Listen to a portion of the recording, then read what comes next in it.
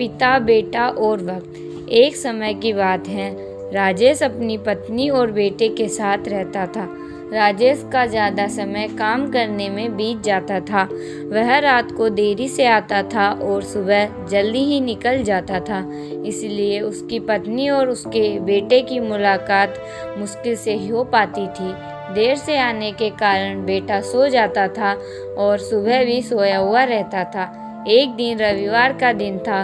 उस दिन राजेश को घर से ही कार्य करना था, इसलिए ऑफिस का काम घर पर ही बैठकर लैपटॉप पर वह करता था।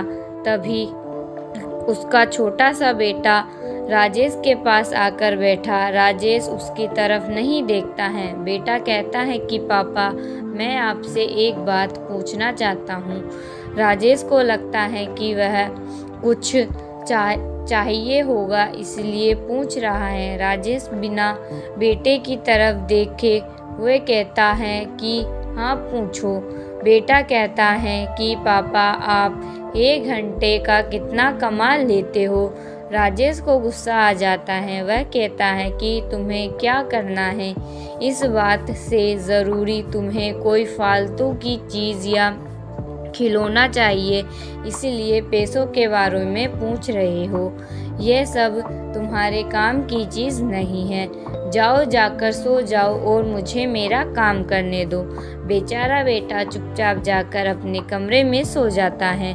काफ़ी रात हो गई थी। अब राजेश अपना काम पूरा करके सोने जाता है तो उसे अपने बेटे की याद आती है कि उसने कैसे बेचारे बच्चे को डांट दिया।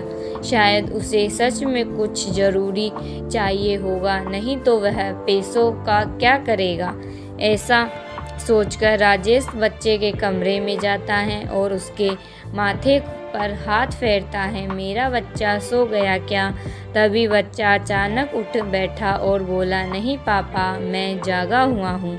पिता बच्चे से कहता है कि बेटा, मैं उस वक्त व्यस्त था। उसे बोला, तुम्हें कितने पैसे चाहिए? बेटा कहता है कि मुझे पैसे नहीं चाहिए, आप बस मुझे इतना बता दीजिए कि आप 1 घंटे में कितना कमा लेते हो। पिता कहता है, मैं 1 घंटे में 100 रुपये कमाता हूँ। बेटा झट से उठकर अपनी गुल्लक को तोड़कर उसमें से 100 रुपये निकाल लाया और पिता को दे दिया और बोला, ये लो 100 रुपये। क्या आप अपना 1 घंटा मेरे साथ बिता सकते हैं? यह सुनकर पिता हैरान हो गया। उसे मन ही मन बहुत शर्मिंदगी महसूस हुई। आज से ही